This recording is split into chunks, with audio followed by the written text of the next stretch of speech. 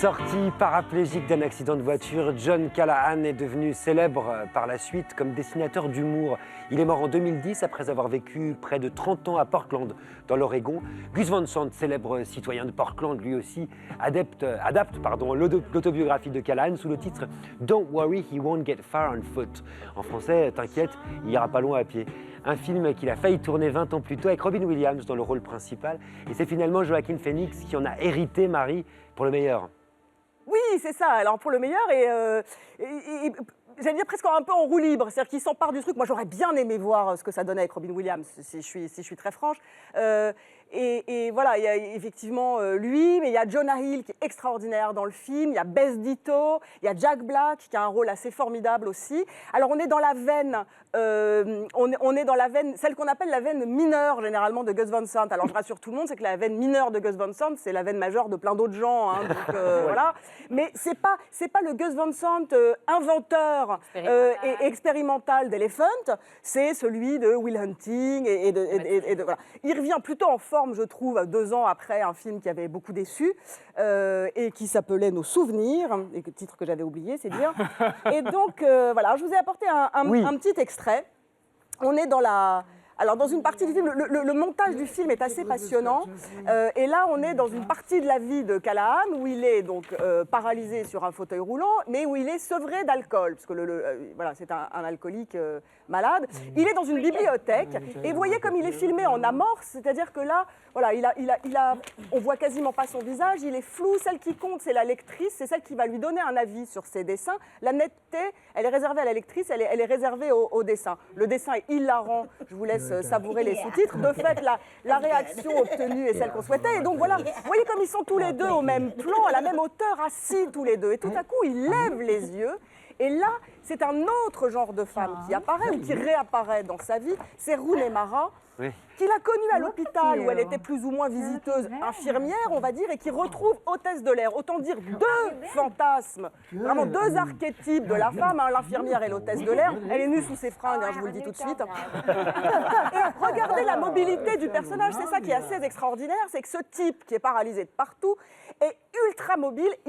Son fauteuil roulant est un bolide et la caméra de Gus Van Sant le suit dans ce tourbillon qui nous raconte quoi? Mais qui nous raconte que finalement, il a repris les commandes de sa vie une fois qu'il s'est soigné de l'alcoolisme, fauteuil ou pas fauteuil. Et c'était tellement un bolide et ça va tellement loin qu'une des merveilleuses séquences du film, c'est quand il fonce dans les rues, mais comme un dingo, et qu'il se vautre et qui se casse la gueule, il est projeté de son fauteuil aux pieds d'adolescents qui font du skateboard. Qu'est-ce qui fascine Gus Van Sant dans ce personnage, Ava?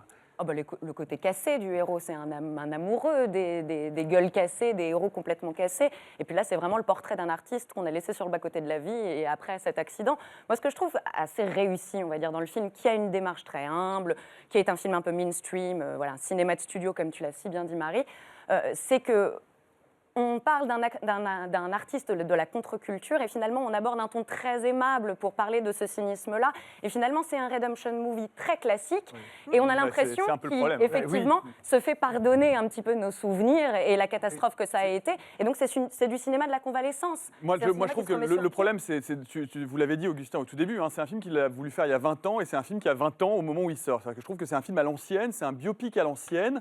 Alors c'est certes très bien fait, c'est certes très bien usiné, mais moi, je sais... Bon, alors, s'il y a quelque chose que Marie a dit que je trouve tout à fait vrai, c'est que c'est remarquablement bien monté. C'est-à-dire que le montage est très intelligent entre les allers-retours entre le passé et le présent. Mais le problème, c'est que je ne sais finalement pas tellement quelle est l'histoire qu'il me raconte. Il amorce des pistes, par exemple, avec les dessins animés qui viennent s'incruster à l'écran. Il le fait un peu au début, et puis ensuite, on le perd complètement. Finalement, il s'intéresse plus qu'au parcours de désintoxication alcoolique. Et c'est tout ce qu'il nous raconte. C'est le gros problème du film. Et il nous raconte plus que ça. Il nous raconte plus son parcours de caricaturiste. C'est pas le gros problème, c'est le choix de Gus Van Sant. C'est son angle. Je trouve ça un peu ennuyeux. C'est un problème. Qu'on n'a pas entendu. Non, mais c'est terrible, vraiment. Écoutez, je trouve ce film... Frédéric est en fou rire sur votre analyse. Non, mais je trouve ce film sublime, de bout en bout.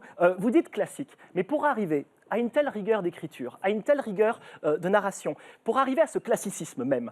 Vous n'imaginez pas le nombre de détails qu'il faut à l'intérieur même de chaque plan. Tu as montré un extrait tout à l'heure. Simplement, le rire de cette femme, c'est pas un rire habituel. Tu parles à un moment donné du mouvement au début avec des dessins animés, puis ensuite on voit que on voit des dessins. Non mais je le redis pour ceux qui nous prendraient en Ça route. n'est pas personnel, Marie. L'idée, il le dit à la fin. Ce qu'il faut, c'est qu'à un moment donné, on ne soit plus bloqué à l'intérieur. Il faut que les idées rejaillissent à l'intérieur du cerveau, à l'intérieur de la tête. Et le film va construire ce qui se passe à l'intérieur pour qu'il se remette en mouvement à l'intérieur de lui-même. C'est un film. C'est un petit peu didactique. Il y a quelque chose à dire. Alors non, pas du tout. Il y a quelque chose à dire d'abord sur le montage. Le montage. Ce qui est génial, avec Gus Van Sant, c'est que oui, ça a l'air très classique, mais même quand il fait par exemple un montage séquence, vous savez, des séquences en accolade pour faire avancer le temps, eh ben, il le fait sous la forme de split screen qui s'enchaînent. Il est tout le temps en train d'inventer, mais l'air de rien. L'air de rien. Le problème, c'est que ce n'est pas seulement un cinéma de la convalescence, c'est aussi une mise en scène qui est convalescente. Et l'ouverture du film est terrible à ce niveau-là. C'est-à-dire que Gus Van Sant essaye de s'effacer pour nous faire des effets de documentaire, des zooms dans l'image, des recadrages, comme si on attrapait à la volée un truc qui en fait est impeccablement joué et interprété dans une séquence où il y a Bette Ditto, Udo Kier, tout le monde, un casting incroyable, Jonah Hill, mais en fait c'est extrêmement fabriqué et ça Vous êtes se dur. sent. Non, ça Vous se êtes sent dur. terriblement. Il faut parler. Bravo aux comédiens, Il faut parler de. Mais il y a un film mineur, effectivement, Marie l'a dit, c'est un film mineur. L'alternance des registres utilisés dans le film. Je veux dire, la séquence de l'accident, il la prépare pendant 20 minutes comme en fait un film burlesque avec Jack Black. Il est tout le temps en train d'alterner. Moi, je suis passé du rire aux larmes immédiatement de séquence en séquence. C'est un conducteur d'émotions Nous n'avons pas de permanent. cœur. Et Moi, on le savait depuis longtemps. mais Don't worry, he won't get far on bonne foot. convalescence. De Gus Van Sant avec un Joaquin Phoenix impressionnant, c'est au cinéma en ce moment, allez-y, à pied ou en fauteuil, mais allez-y.